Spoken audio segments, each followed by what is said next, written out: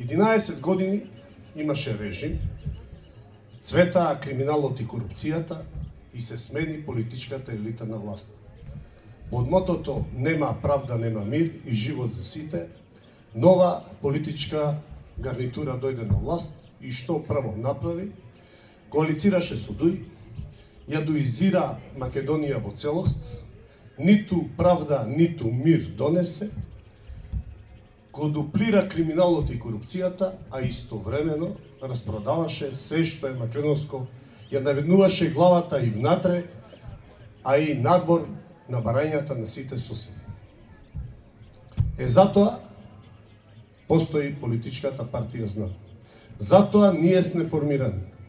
Промените мора да започнат и промените мора да започнат од Прилеп, гордиот, храбриот, револуционерниот Прилеп, градот Херој, градот на војводите Мирче Ацев, Ѓорче Петров, Шакир Војвода, градот на писменоста на Марко Цетенков, Блаже Конески, Круме Кепески, градот на 15 народни херои и стотици други нивни соборци партизани, кои што го дадоа животот за слободата која што денес ја живееме во борбата против бугарскиот фашистички окупатор и неговите соработници.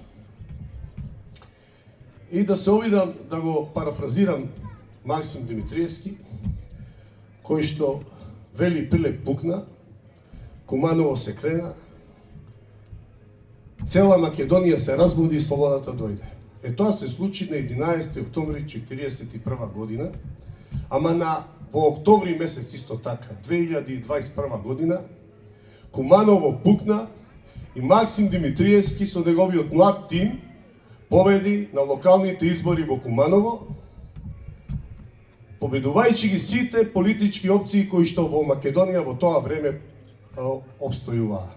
Куманово тогаш не избра само градоначалник, туку изнедри идеен творец на граѓанскиот концепт на политичко уредување, председателот на движењето ЗНА, бранителот на македонската гордост, углед, достоинство, заштитникот на македонскиот јазик, идентитет, историја.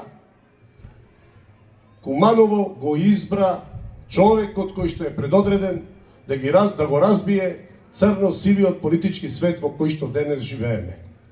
Иако Куманово пукна во октомври 2021 година, председателе, оваа година, на 24 април, најпрво ќе се разбуди Македонија, а на 8 мај промените ќе дојдат, вие ќе бидете идниот председател на Република Македонија и слободата повторно ќе биде со нас.